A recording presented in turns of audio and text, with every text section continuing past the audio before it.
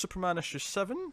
Um, so this is Brian Michael Bendis, of course, writing. Ivan Reis and Brandon Peterson on the art. Ivan Reis does the stuff in present day at the start and the end, Mhm. but the story of John in space is Brandon Peterson doing the art for that. Yeah, with a small Fabric cameo in the middle. What was there? So a small, wasn't it Fabric? Didn't he do the last one? Where they disappear? Oh, sure. Was that Yeah. page literally taken from? They Yeah. reuse that art again, which I like. It's like a TV show going back to a scene. Okay. Okay. Like So um yeah, so John showed up at the end of the last issue. So this is the issue where we start to find out what happened to him, and um, I mean, this is the thing. Like, people were obviously against the idea of John being aged up. I wasn't sure how I felt about it when they first revealed it. I, okay, I don't like it. You don't like it? This is an example how something can be so fulfilling but also unfulfilling. Like, and that's not good nor bad. It's just Hmm. I was so excited to read this book, and then I got to the end, and I was like, "Well, I need more," which that's always been this Yeah. Superman with me, right? Well, But also, clearly, I think this is going to be an arc of at least a few issues explaining this story. yeah, yeah, and I knew we weren't going to get the full answer, right, straight away. Just the reason for the age up and the amount of time that's gone by, we're getting clear answers. I don't know if I like them, you know? There was nothing in the So, writing for this issue that I didn't like. Like, oh, I was kind of expecting, like, okay, am I going to be annoyed at, like, does John have a new personality because he's aged up? Has he become, like, kind of grim? And he actually has. If anything, he's more farm boy. He's calling Superman Pa, yeah. amongst other things. The scene where he takes him to see Lois, and Lois, like, gets all flirty, and then, like, then he's like, oh, no, John's here.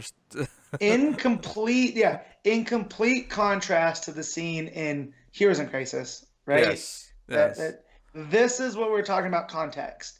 Where Clark shows up and she's in, basically PJs. She's wearing a long sleeve shirt, and she thinks, oh, he's there to fool around, and oh no, our son's here, Yeah. and she gets all covered up and nice. Like it's a real fun little moment. Yeah. Um, And I did laugh out loud when she's like, "Is it those effing kryptonites again? What happened?" yeah, Because yeah. Clark Well, because also even suggested it was kryptonite. yeah, and he's like, no, it's just time. And I like the timey-wimey elements of space. Yep, Like yep. we got that in Interstellar and whatnot.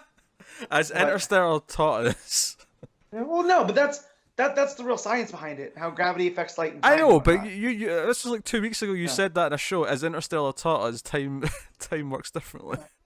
Um, No, so John starts telling the story, and we see Lois, who was there at the start of the trip. And so how did you feel about her having her own super suit?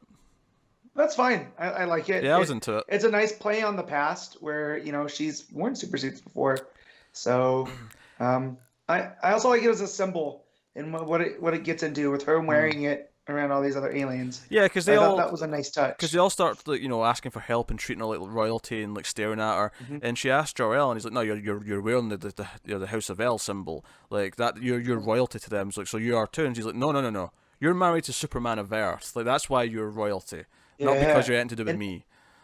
and I like that Superman's legend it's gone out to the cosmos, Yeah, and you know? people ask for help. There's a little like chance encounter with Lobo and some other things, but some people ask for help, and John and Jor-El go and like save like a race that are being Yeah. enslaved by someone else, and um Lois basically realizes she feels kind of useless. Like she doesn't really need to be here. Yep. And she decides to go back home in a shuttle, Right. and that's kind of fine. But the big cliffhanger at the end is that John turns around and says, "Yeah, as soon as Mum left, that's when I got my first hint that Grandpa's kind of insane, and we have to do something about it."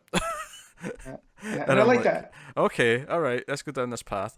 Because now it's starting to feel like the visit where he's been left with crazy grandfather, and Jor-El's Mhm. going to have him doing all sorts of shit. Which we kind of got in Man of Steel with them like hesitating to let him go and Mm, whatnot. I did like that this is Unity Saga Part One, and that was hinted at with Zod and mm. his whole dream of Unity and whatnot. So Well, it um, was Unity Saga. yeah, I can't remember what it was, but it was Unity Saga. Like, there was a second. There's a subtitle. Was because the yeah, first arc was called Unity Saga as well. This is Unity Saga yeah, colon something part one.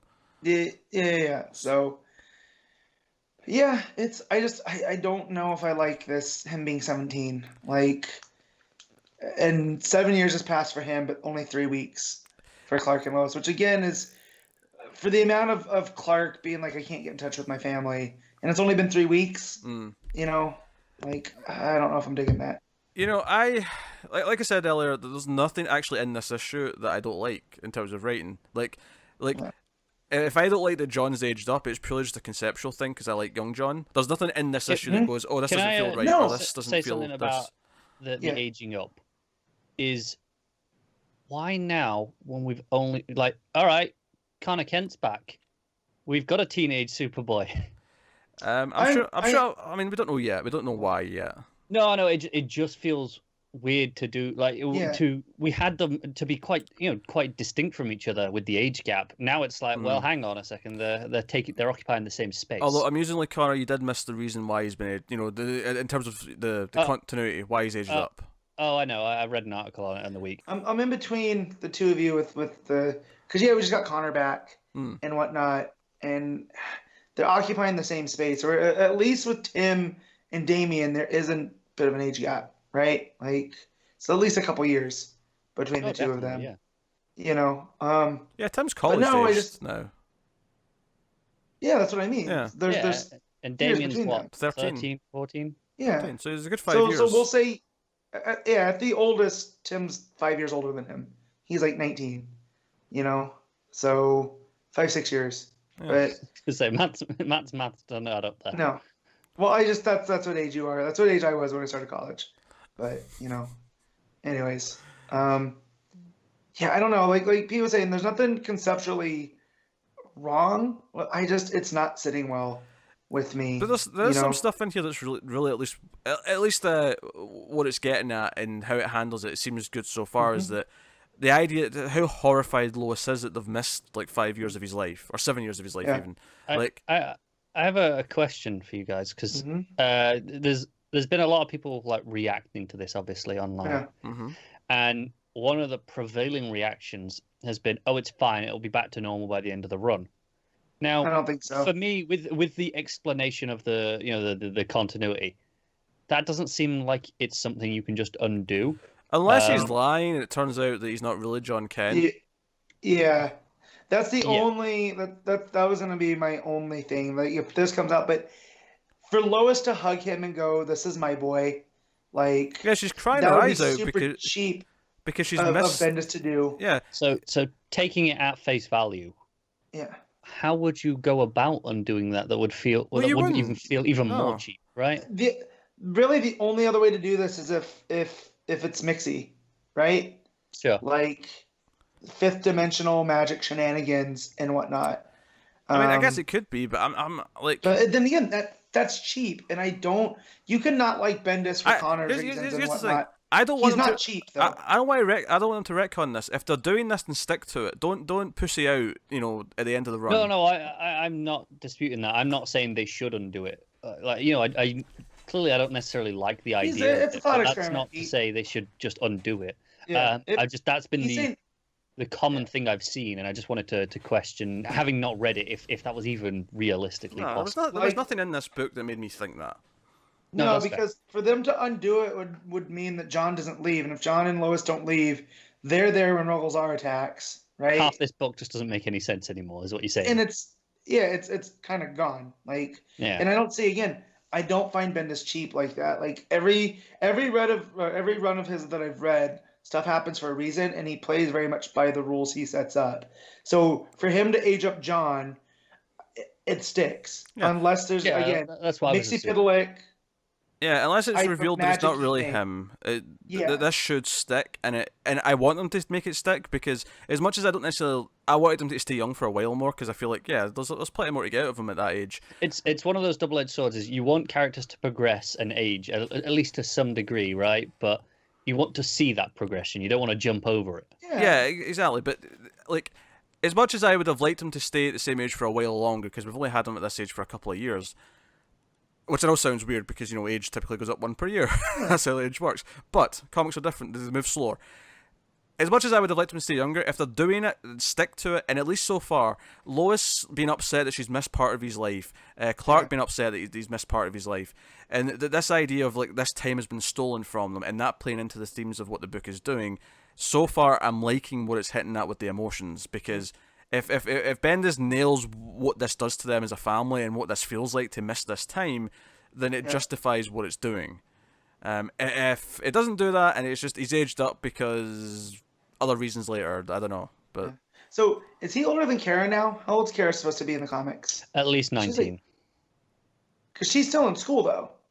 Yeah, she was still in school. Oh, she was, because I feel like she was older before. She felt older in the New 52, but I think they aged, like it felt like they aged her down slightly. When they did, because they put her in school in National City. Yeah, you said she's at least 19. I'm like, what are you talking about? She's in high school earlier this run. No, you're right. It felt like, because I'm thinking they must have aged her down slightly. She definitely felt older than that 5 years before. Because like age and whatnot with the Superman family, I mean, Kara is technically older than Clark, right? Yeah, technically. Like, because of all that. So, you know, I'm just looking for context within the Kryptonian stuff. Like, it's not a deal breaker if John, this is his age now, because I'm sure they can do interesting things with him.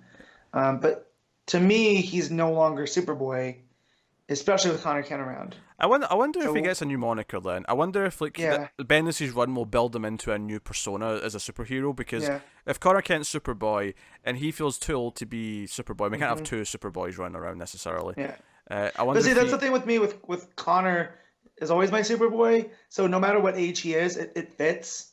Like because you kind of like, and where do you go? Because he can't progress into Superman because you know Superman's still around. Well, that's why I'm saying a new moniker, something new that Bendis has come up with that will build to. Which one does he give it to? Who does he give it to? Connor or does he give it to John? I think John. Okay. Well, Nightwing's not being used right now, so that's a Kryptonian name. One of them becomes Nightwing. No. Dick Grayson's going to be back with Nightwing before too long, Matt. I don't know what you're talking about Dick Grayson. His name's Rick, Pete. Ain't with the times. I will fire you from this show. Just you shut your mouth. Rick Grayson, get out of here, that bullshit. Yeah. No, I thought this show was really good. Like, this is the thing. As much as conceptually I was worried about them aging him up, nothing in this issue was like, oh, that doesn't feel right, or oh, that feels off. You know, Jor-El being psychotic and John wanting help to deal with them. Yeah. The reaction of the parents, like him coming back and that they've missed time. All that stuff played really well for me. And you know, they also like fight the Dominators at one point, like in space, like because Jor-El's like, hey, you know, daughter-in-law, we basically saved Earth and Superman some effort because we stopped the Dominators while they were on their way to Earth. My son and his friends. I love that. That's how Jor-El refers to the Justice League. My son and his friends. I like the idea that he'll meet Batman and he'll be like, "Oh, you're my son's friend," and just like refer to him as that. Yeah. Like we loved in being Super that basically, her dad was Ron Swanson. Yeah. And I kind of feel that Jor-El's occupying the kind of same thing, where he just calls him boy. Or son. He never calls him Clark or Cal or even Superman, you know? Yeah. That's pretty funny. So what are you rating it, Pete? I was going to say, art's pretty good before we get to ratings. I think the Reese stuff is better than the Peterson stuff, but that's not bad by any means. Some nice stuff in there. He does make John look extra young in those past scenes. That's really my only problem, because he's supposed to be 10 and he looks like 6 or 7.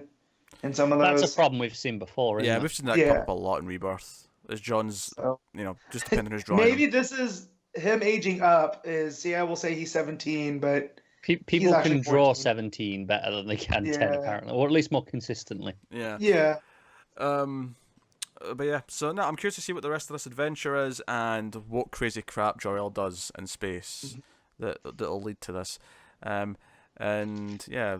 So, this is, what are we rating this, Matt? What are you giving it? That's an 8.5. Like, it's still really good. It was somehow fulfilling yet unfulfilling. So, it's a conundrum. Yeah, I'm going to give it, despite the fact that I sounded a little bit more positive, I'm going to give it a straight 8. That was really good.